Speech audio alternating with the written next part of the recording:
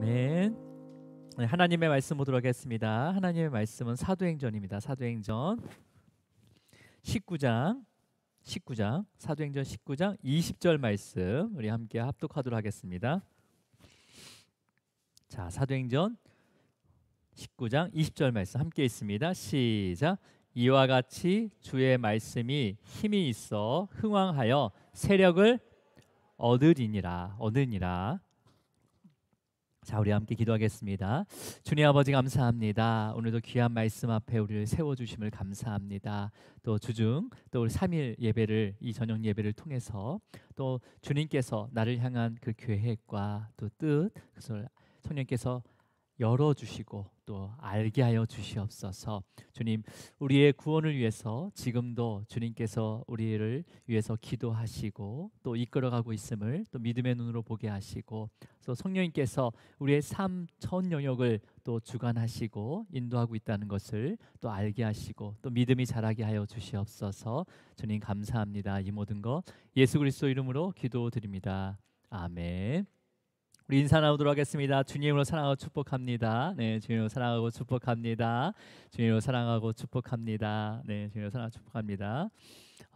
이제 바울의 3차 여행의 여정 가운데 이제 에베소서 지역에서 이제 사역을 하잖아요, 그렇죠? 그래서 에베소의 다른 이제 사역 기간 중에서 가장 오래 사역한 곳이 바로 에베소 지역입니다. 그래서 그곳에 에베소 교회가 세워지게 되는데 사도 바울이 그곳에서 한 것은 꾸준히 그냥 말씀을 가르친 거, 강론한 것밖에 없습니다. 꾸준히 말씀을 가르쳤어요.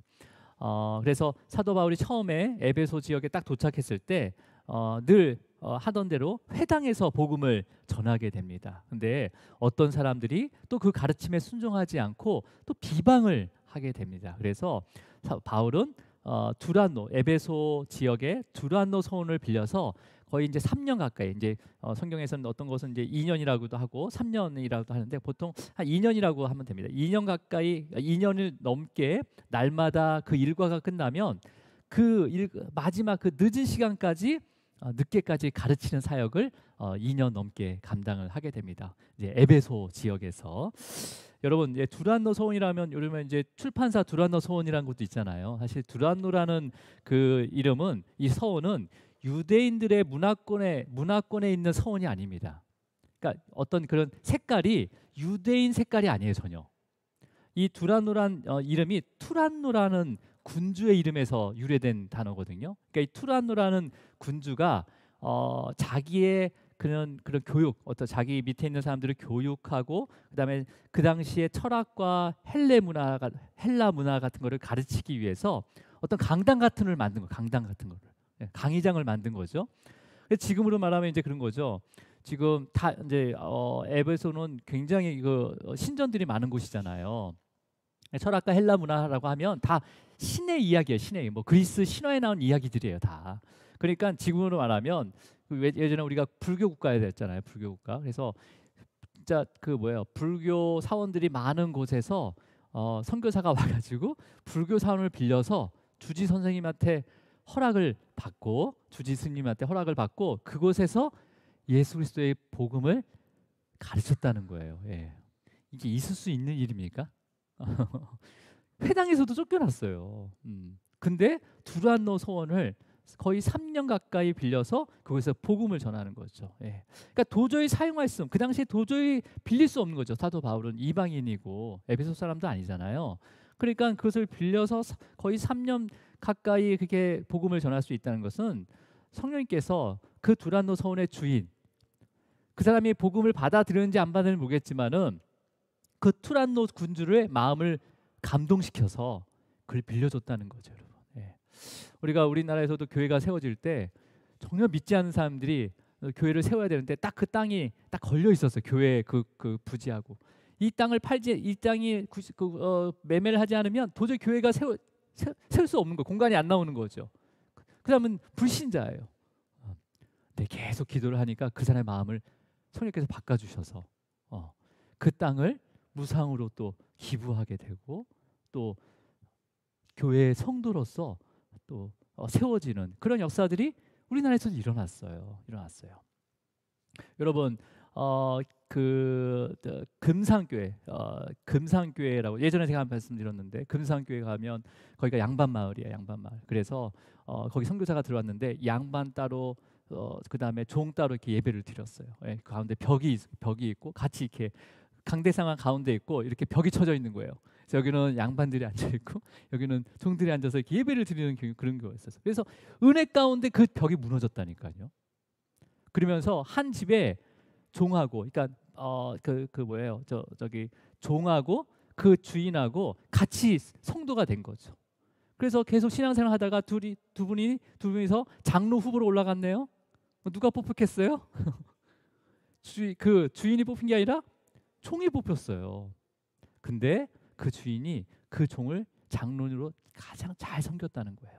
그리고 이 장로로 세워진 다음에 선교사가 떠나가서 목회자가 없으니까 이 종이었던 이분이 신학교로 가는데 그 주인이 그 신학 자금을 끝까지 다 그것을 감당하고 다시 돌아왔을 때 담임 목사로 세웠다는 거예요.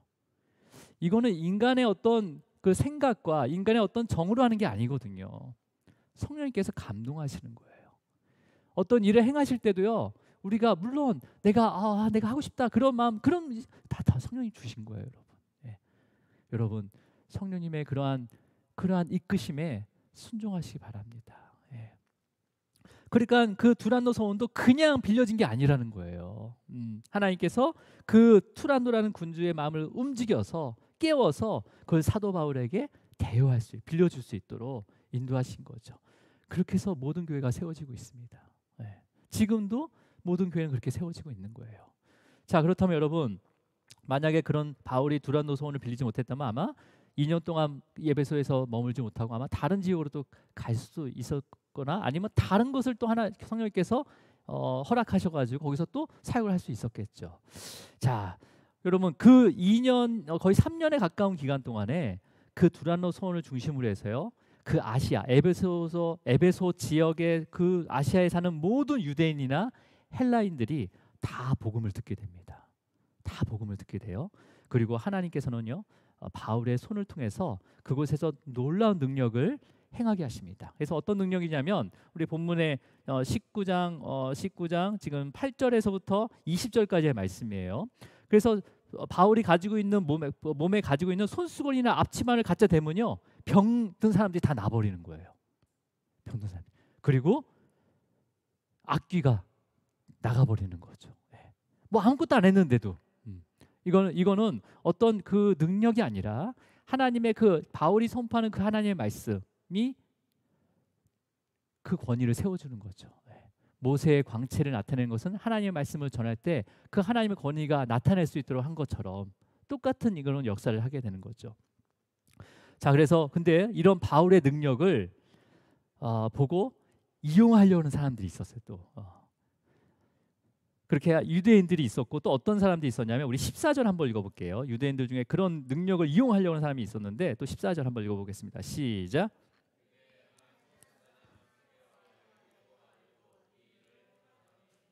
여러분 지금 누가 있습니까? 여기에 에베소 지역에 누가 지금 살고 있어요? 한 제사장 스게와의 7 아들도 이 일을 행하더라. 여러분 제사장은 어디에 있어야 되는 거예요 원래? 성전에서 떠나면 안 되는 거예요. 제사장의 가문들은 성전 주위에 있어야 되는 거예요. 그래서 성전에서 언제든지 그 순서에 따라서 그 일들을 섬겨야 되거든요. 근데 지금 어디 와 있어요? 출장 나왔나요 지금 여기? 네. 지금 자기 부르심의 사명대로 살아가지 않고 있다는 거예요. 저도 대표적인 사람인 것 같아요.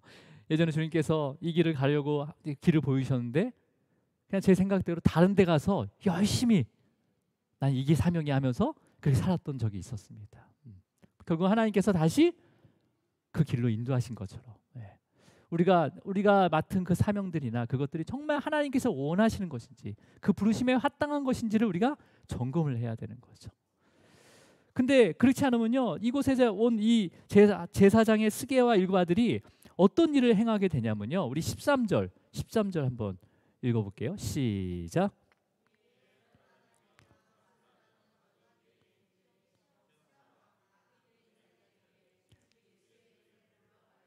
내가 바울이 전파하는 예수를 의지하여 너희에게 명하노라. 유대인들도 이런 일을 하고 스게와의 그 일곱 아들도 제사장인 스게와 이게 일곱 아들도 이런 일을 하는 거예요. 여러분 여기서 보면 이제 그럴 때 그러니까 뭐예요 지금 바울이 전파하는 예수를 의지하여 내가 믿는 예수를 의지해서 해야 되는데 바울이 전파하는 그 예수의 이름을 의지해서 하고 있다는 거예요. 여러분 내가 믿는 예수 그리스도를 의지해야 되는 거예요. 그죠? 네. 여러분 결과가 어떻습니까? 우리 15절 16절 이어서 읽어볼게요. 자 15절 16절 시작.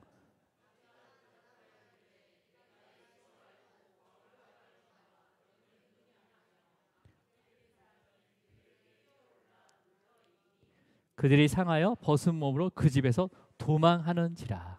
이거 웬 망신이에요 지금. 예. 내가 예수도 알고 바울도 안다. 지금 그냥 아는 것만으로 이 일을 행하려고 하는 거예요. 우리가 아는 것만으로 이 일을 하려는 거예요. 믿음으로 해야 되는데 그냥 아는 것으로 끝난다는 거예요. 여러분 그 알미 믿음으로까지 가야 되는 거예요.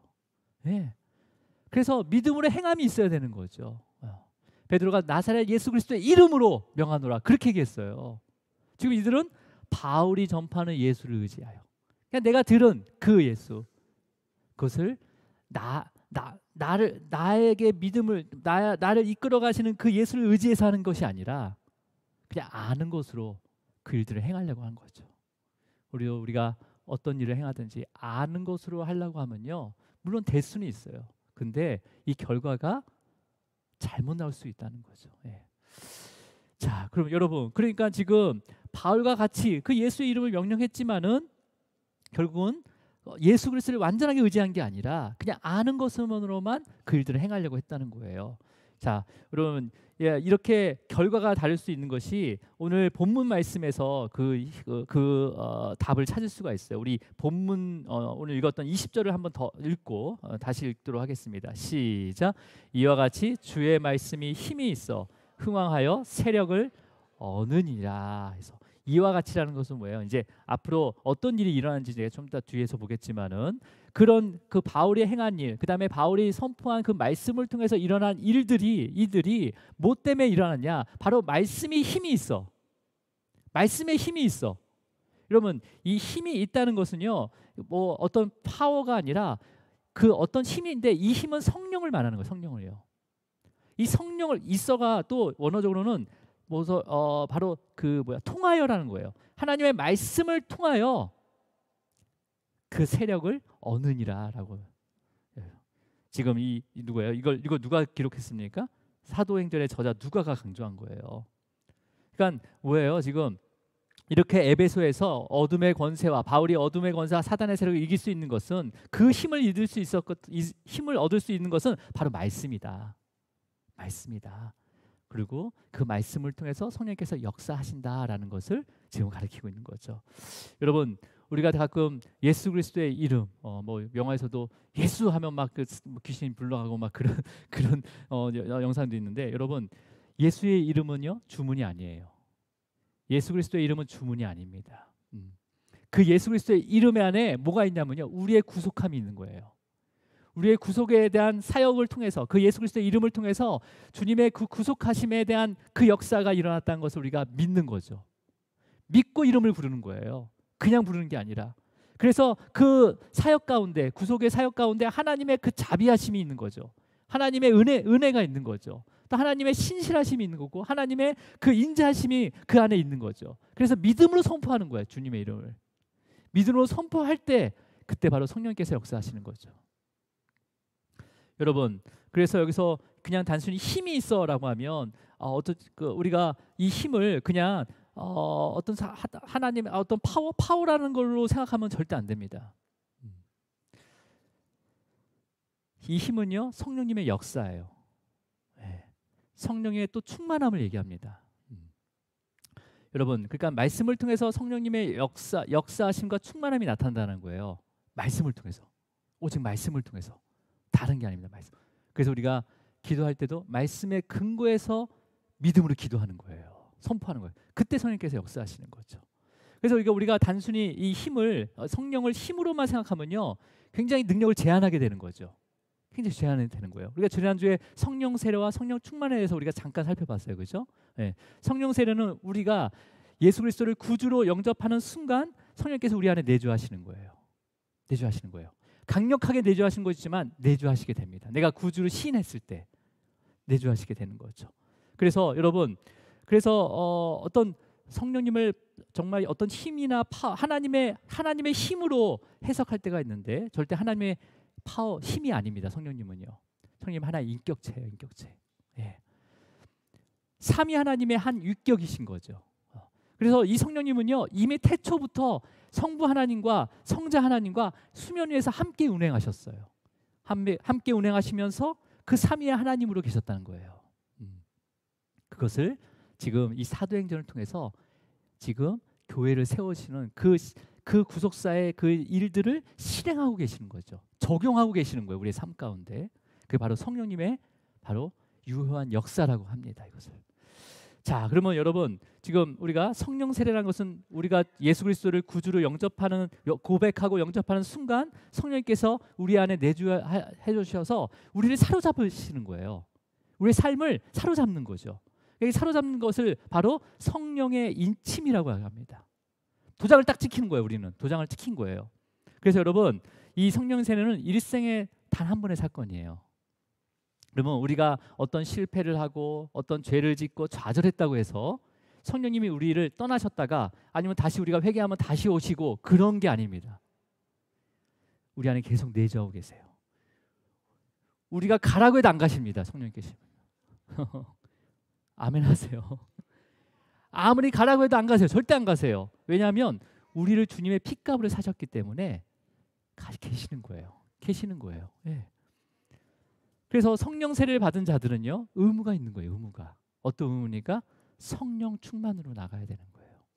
그래서 성경에는요 성경 세례 이것도 거듭남이라고도 얘기하는데 이것은 기다리라고 해요. 그 약속을 기다리라고 합니다. 약속으로 언급해요. 성령 세례는요. 그러니까 거듭남도 니고데모가 왔을 때 내가 어떻게 하면 거듭날 수 있을까 할 때 바람이 임의로 불매 모른다는 거예요. 그러면 하나님의 그 약속 가운데 있다는 거죠. 근데 우리가 성령 세례, 그러니까 내가 구주로 맞이하게 되고 내가 믿음이 생기잖아요. 그러면 이제는 성령 충만을 얘기할 때는요 명령을 하십니다. 그냥 명령하는 거예요. 이거는요. 내가 이 충만에 대해서 거부하는 게 아니라 명령 지켜야 되는 거예요. 우리가.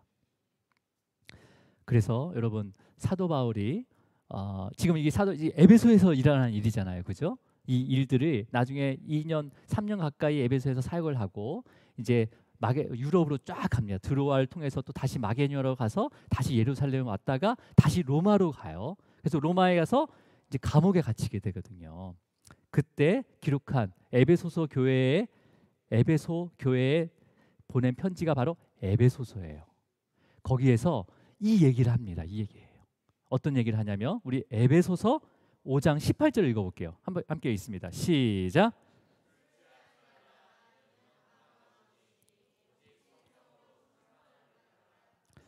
그러니까 여러분 지금 앞에서 사도 바울이 에베소에서 거의 3년 가까이 두란노 서원에서 말씀을 꾸준히 강론을 했단 말이에요. 그때 성령께서 역사하셔서 에베소서 지역을 중심으로 해서 수많은 그 아시아의 모든 유대인이나 헬라인들이 예수 그리스도를 믿고 그 다음에 그곳에 교회가 세워진 거예요. 근데 시간이 지나면서 에베소 교회의 성도들이 어느 순간 삶과 신앙이 일치되지 않기 시작했어요. 삶은 삶대로, 신앙은 신앙대로. 또 안에서 여러 가지의 분쟁들이 생기고, 그러면서 그 믿음조차도 막 흔들리는 거죠. 그 소식을 바울이 로마 감옥에서 들은 거예요. 그러면서 그 에베소 그 편지를 쭉 기록하면서 오늘 이 말씀하시는 거죠. 술 취하지 말라. 이는 방탕한 것이니 오직 성령으로 충만함을 받으라라는 거죠. 에베소서에 있는 성도들은 이미 성령 세례를 받았어요. 3년 가까이 말씀을 강론했기 때문에 예수를 구주로 믿은 사람들이에요. 그러니까 성령 세례를 이미 받은 거죠. 그래서 뭘 하라고 명령하고 있는 거예요, 지금요? 성령 충만하라고 명령하고 있는 거죠. 근데 그 비유를 어떻게 비유하고 있습니까? 뭘로 비유하고 있어요? 술 취하지 말라와 성령으로 충만함을 받으라라고 하면서 이것을 같이 비교하면서 성령 충만하라고 명령을 하고 있는 거예요. 여러분 이 헬라어에서는 술 취하다, 이 취하다라는 동사와 그다음에 충만하다는 동사가 같은 어근에서 왔어요. 같은 뿌리라는 거예요. 그러니까 술 취하는 거하고 그다음에 충만한 거하고 똑같은 의미로 사용되는 동사예요. 그러니까 여러분 뭐예요? 성령으로 충만하라, 받으라라는 의미를 이해하려면 술 취하지 말라라는 것을 이해하면 된다는 거예요. 예. 여러분 술 조금씩 드셔보셨습니까? 예. 그럼 뭐 얘기 안 하셔도 돼요. 예. 저도 뭐 많이 먹어봤어요.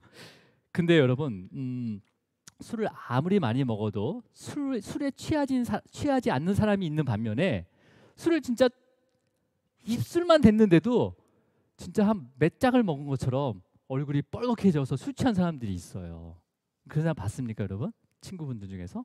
예. 그러니까 술의 양이 사람을 취하는 것이 아니라 술 안에 있는 그 알코올 성분이 우리 신체의 중추신경을 얼마나 마비시켰는지가 바로 취했다 안 취했다는 거예요.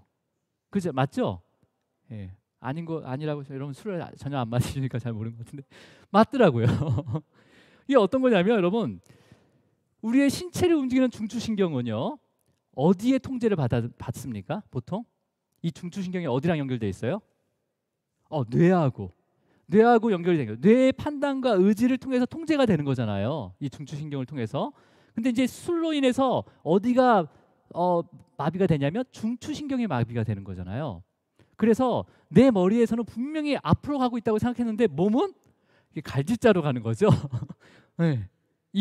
다 공감하시죠? 그리고 또 내가 그냥 분명히 내 생각에는 침대에서 잤어요, 분명히요. 근데 눈을 뜨니까 전봇대 앞에 있는 거죠, 제가. 그러니까 술 취한다는 것은 어떤 거예요? 술이 그 중추신경을 제압해서 우리의 몸을 지배한다는 거예요. 우리의 몸을 지배한다는 거예요. 그렇다면 이러한 이해 속에서 성령 충만이라는 것은 뭐예요?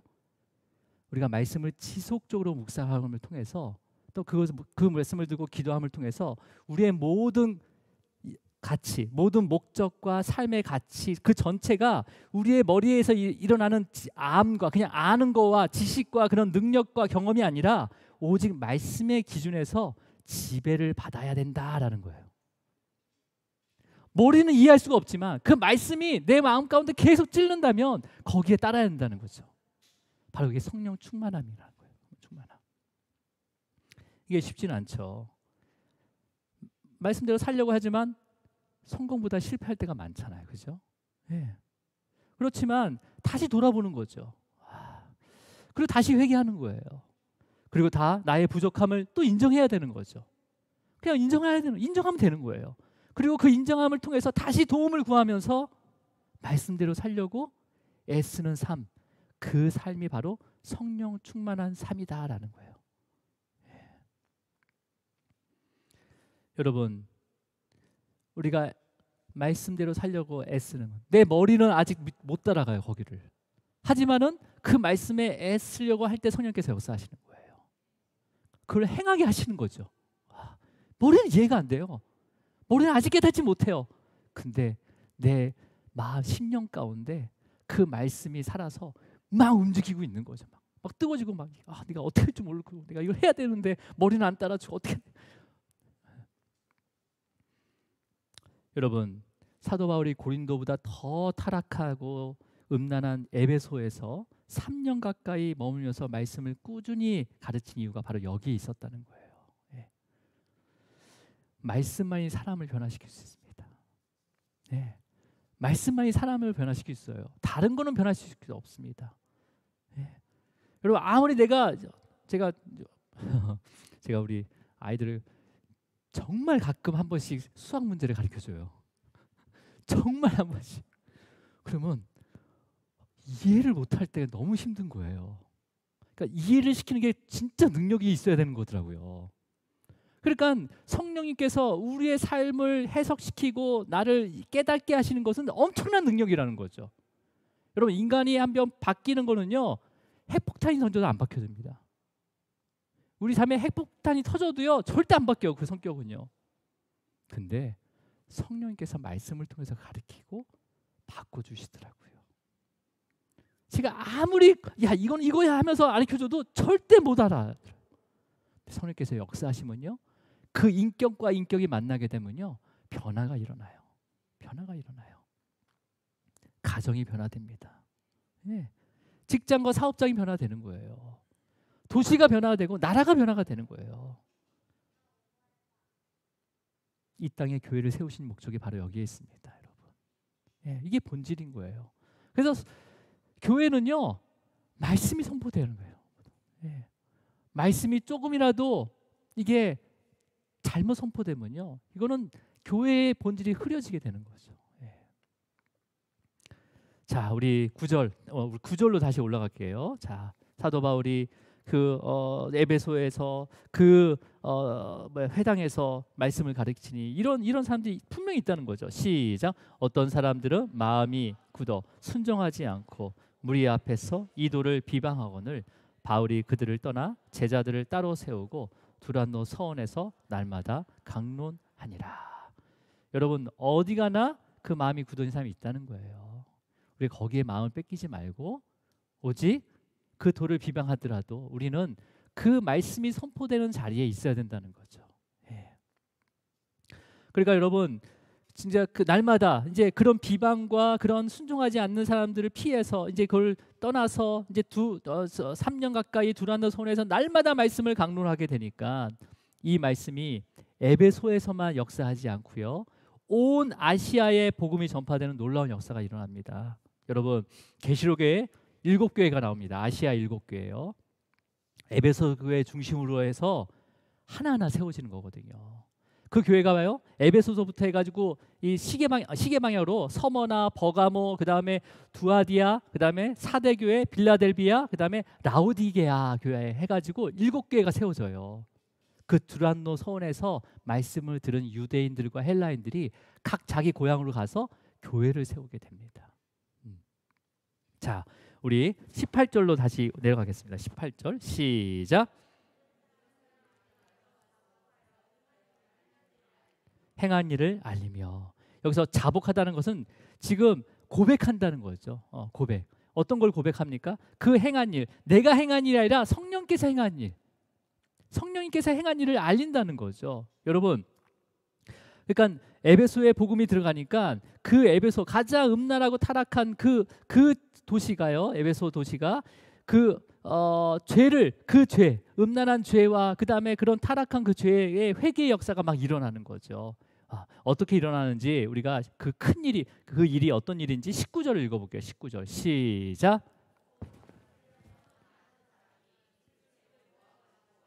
모든 사람 앞에서 불사르니 그 책값을 계산한즉 은 5만이나 되더라. 여러분, 지금 그곳에서는 우상을 섬겨지고, 그러니까 마술사라는 건 점술가가 너무 많았다는 거죠. 점술가가. 그러니까 이들이 복음의 말씀을 듣게 되니까 어떤 일이 일어나요? 그 책, 그 주술책 같은 것들 있잖아요. 자기만의 그런 어떤 노하우를 기록한 거나 아니면 대대로부터 내려온 그런 어떤 그 주술책들을 다 그 모아서 태우게 되는 거예요. 그 양이, 책의 값이 은 5만이라는 거예요. 은 5만. 여러분, 그 당시에 이 은은 이제 원어로는 드라크마라고 되어 있습니다. 그 드라크마는 1인 그 하루 일당을 얘기하거든요. 일당이, 요즘에 일당이 얼마죠? 예. 여러분 한 번도 일당을 안 뛰어봤나 본데. 한 8만 원? 한 6만 원? 6만 원? 7만 원? 8만 원? 뭐 비싼 인건비는 뭐 10만 원도 넘어가지만 보통 한 8만 원에서 10만 원이란 말이에요. 그래서 8만 원으로 계산했을 때 비록 얼마가 되냐면 이걸 5만 곱하게 되면요 40억이 됩니다. 40억. 지금은 뭐 40억 놀라지는 않지만 그 당시에 40억은 어마어마한 금액이라는 거죠. 에베소 지역에서 40억의 책이 불불 훌훌 타고 있는 거예요. 근데 이 가치는 40억이지만 잠정 가치는 더 큰 거죠. 그걸로 인해서 돈을 벌 수가 있으니까. 그러니까 자기의 모든 삶을 그냥 태워버린 거예요. 태워버린 거죠. 이건 성령께서 역사하실 수 있는 거 아니에요? 나의 모든 삶의 가치가 바뀌어버린 거예요. 나의 삶의 방향이 완전히 바뀌어버린 거죠. 이건 성령님이 하시는 거예요. 여러분, 여기서 마술을 행하던이라고 돼 있잖아요. 여기서 행하다라는 이 원어는요, 두 가지 뜻이 있는데 수행하다. 그러니까 마술을 직접 행하는 사람들이 수행하는 사람도 있고 그다음에 요금을 내다라는 것도 있어요. 그러니까 마술에 빠져 사는 그러니까 주술에 빠져 사람들도 포함되어 있는 거예요. 여기에는요. 그러니까 마술을 부리는 사람이나 마술 그 주술에 따라서 거기에 사는 사람들이라. 여러분 대표적인 우리 구약에 보면 이 마술에 빠져가지고 산 사람이 뭐냐면 그 모아방 발락이 그 마술에 빠진 사람이에요. 뭐냐면 모아방이 발락이 이스라엘 백성들이 이제 막 광야를 지나서 이제는 막 여리고 이제 위로 올라가가지고 예루살렘을 가잖아요. 그러니까 두려운 거예요. 아 우리 모압 땅을 이제 완전히 초토화시키겠구나 그런 두려움 가운데 유브라데스에 있는 발람 무당을 찾아갑니다. 찾아가서 저주를 하게 이스라엘 백성들을 저주하게 만들려고 하는 거예요. 그러니까 내가 어떻게 하나님의 그 전능하신 그 백성들을 우리가 저주할 수 있어? 근데 그 발락 왕이 금은 보화를 무지 많이 갖다 주는 거죠. 그러니까 그 발람이 바로 마음을 바꿔서 저주하러 가게 됩니다. 그때 나귀가 절대 안 간다. 이 앞에 하나님의 사자가 지키고 있다. 막 그리고 신랑이 벌였던 사건이 바로 이 사건인 거예요. 그때부터 계속 이런 주술적인 게 계속 내려왔다는 거죠. 자, 여러분 이런 자들이 어떤 마술에 빠진 사람들, 그러니까 마술을 부리는 사람도 문제지만 빠진 사람들이 어떤 사람이냐면 바로 자기의 유익을 도모하기 위해서요 타인을 저주하는 삶을 사는 자가 바로 이 마술을 행하는 자예요. 그러니까 두 부류의 사람이 있다는 거죠. 마술을 행하는 자는 직접 마술을 내가 행하고 그것을 따르는 그런 사람도 있고 또 한 사람은 그 마술을 이용해서 나의 이익을 도모하는 거고 오히려 저주를 이렇게 막 상대방을 저주하는 삶 그런 삶을 성령께서 완전히 뒤집어 놓은 거죠. 뒤집어 놓은 거죠. 생활 방식을 완전히 바꿔버린 거죠. 여러분 이게 그냥 된 게 아니라 바로 사도 바울의 헌신 때문에. 어떤 헌신이었습니까? 에베소에 도착해서 3년 가까이 브리스길라와 아굴라와 함께 두란노선에서 하루도 거르지 않고 한 주도 거르지 않고 하나님의 말씀을 강론하고 가르쳤던 사역을 감당했기 때문에 이러한 일들이 일어나는 거예요. 여러분 한 영혼에게 복음의 말씀이 지속적으로 들어갈 때만이 그 삶의 전 영역에 말씀과 섞여지게 됩니다. 근데 뭐가 우선성인지 몰라 그 당시에는요. 막 믹스가 됐으니까 이 말씀이 먼저인 건지 내 삶이 뭔 혼동이 와요.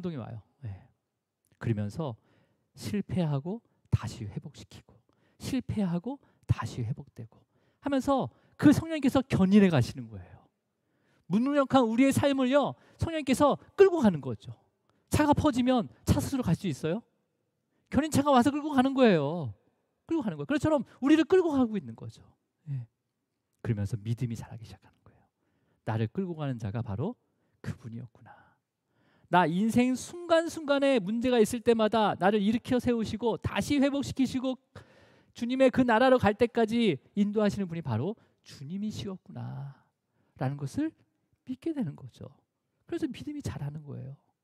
그러면서 이 땅 가운데서도 참된 성도의 모습으로 살아갈 수가 있는 거죠.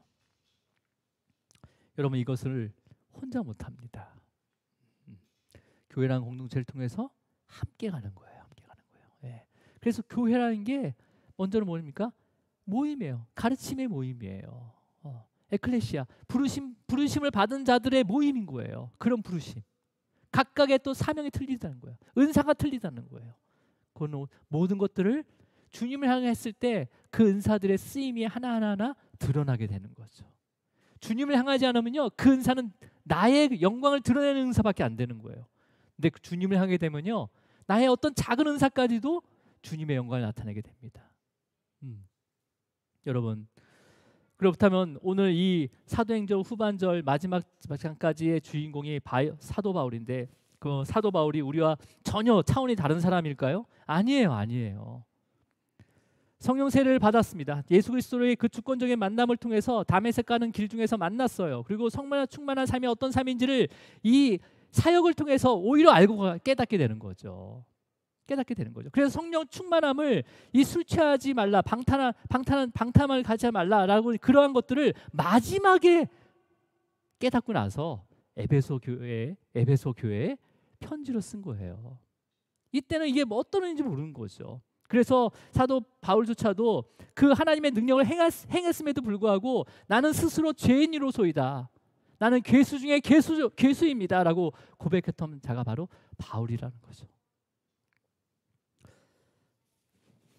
그럼에도 불구하고 하나님께서는요, 우리 주님께서는 죄인 같은 자를, 정말 괴수 같은 자를 주권적으로 택하셔서 또 이끌어서 그 성령 충만한 가운데 갈 수 있도록 인도하시고, 또 바울을 지금 이 에베소서 지역까지 오게 하셨고, 이제는 또 에베소에서 3년 가까운 그 시간 동안 이 두란노 서원을 통해서 또 복음을 선포하고 가르치게 하신 거예요. 그러니까 바울이 한 게 하나도 없는 거죠, 사실은요.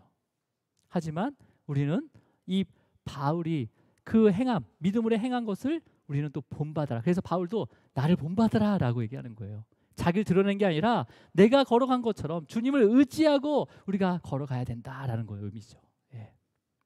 여러분, 사도 바울은요, 그러니까 처음부터 이러한 변화가 있는 게 아니에요. 이런 사역을 하나하나 실패도 겪고, 그 다음에 무너지고, 또 후퇴하고 도망가고, 그런 과정 가운데 자신도 변화를 받고 있는 거죠.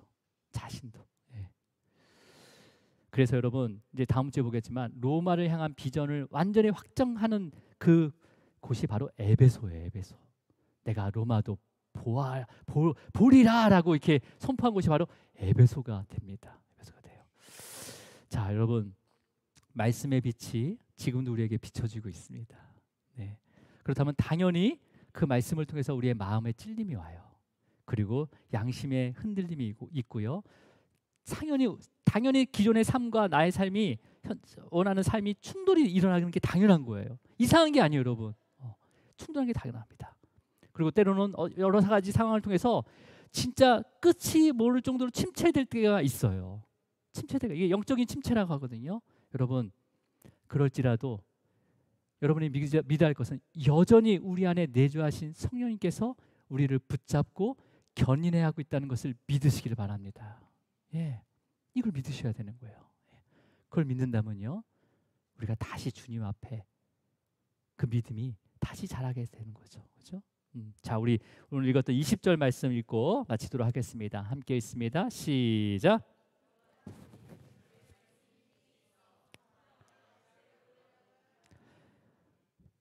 주의 말씀이 힘이 있어 흥왕하여라는 것은 바로 말씀을 통해 성령님께서 믿음을 자라게 하신다라는 거예요. 흥왕하다는 게 자라나게 하시다는 의미거든요.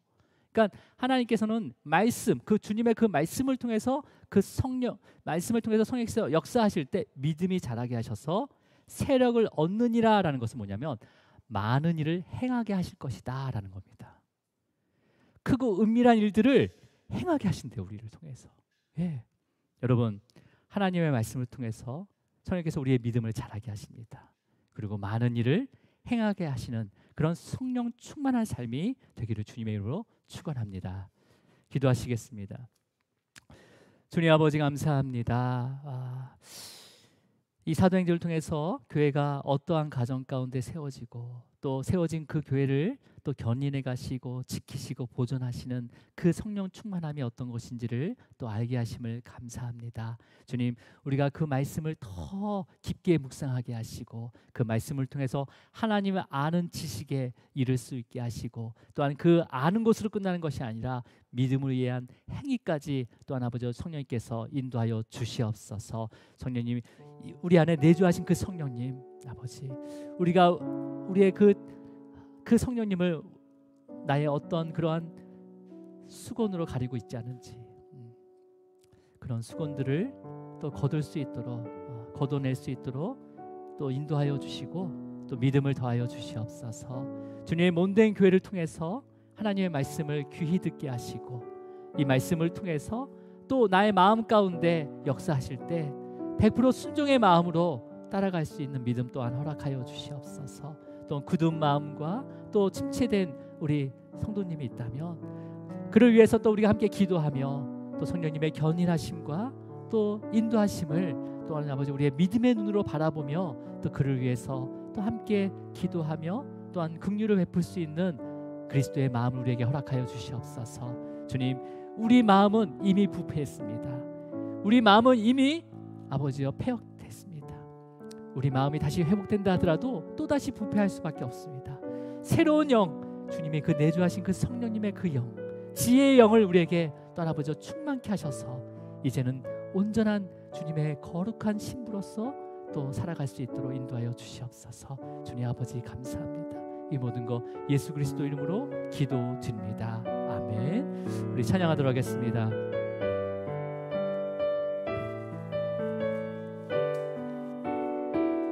오소서 오소서 진리의 성령님 이 땅